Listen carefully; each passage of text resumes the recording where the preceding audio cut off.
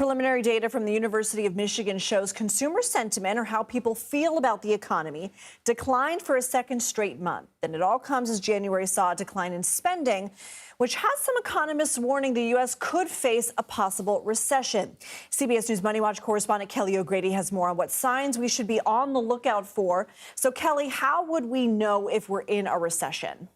Okay, so there's no one agreed upon definition for a recession, but the most commonly used metric, let me show you right here, is 2 back-to-back periods of negative economic growth. So that would mean that we would see negative growth in U.S. gross domestic product, or GDP, otherwise known as, over 2 consecutive quarters. Now, the problem is we don't get a clear picture of what a quarter looks like until after it's over, so we wouldn't officially know we're in a recession until we were already in it. Now, for context, recessions are marked by high unemployment and a significant decline in economic activity. And in fact, there have been 14 recessions since the Great Depression in 1929, the most recent of which was the COVID-19 recession in 2020. It only lasted about 2 months, though.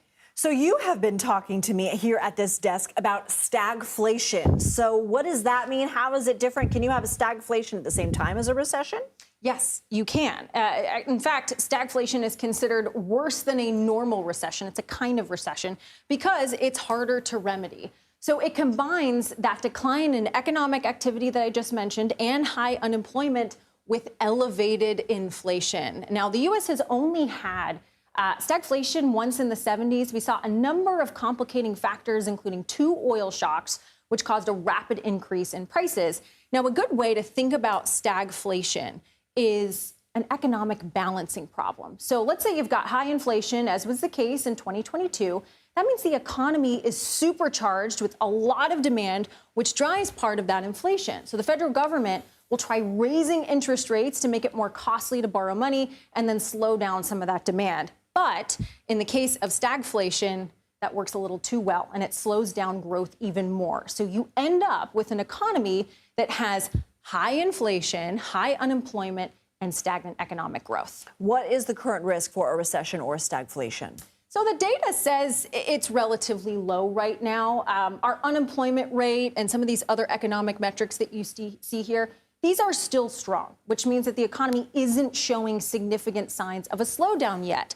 But there are signs the economy is weakening. So the amount of GDP growth was less last quarter when compared to 2023 and 2022. And first quarter GDP is currently tracking to be negative, though that is just an estimate right now. Now, the unemployment rate, it's slightly elevated compared to a year ago. And then inflation is almost 0.5% higher compared to last September. So all of these might seem like small signs, but when you're taking them with other factors, like you mentioned in the intro, diminishing consumer sentiment and spending, and then you've got the wild card of tariffs, there are warning lights of a weakening economy. We don't have a red light yet, Lindsay. All right, warning lights. Kelly O'Grady, thanks for taking us to school.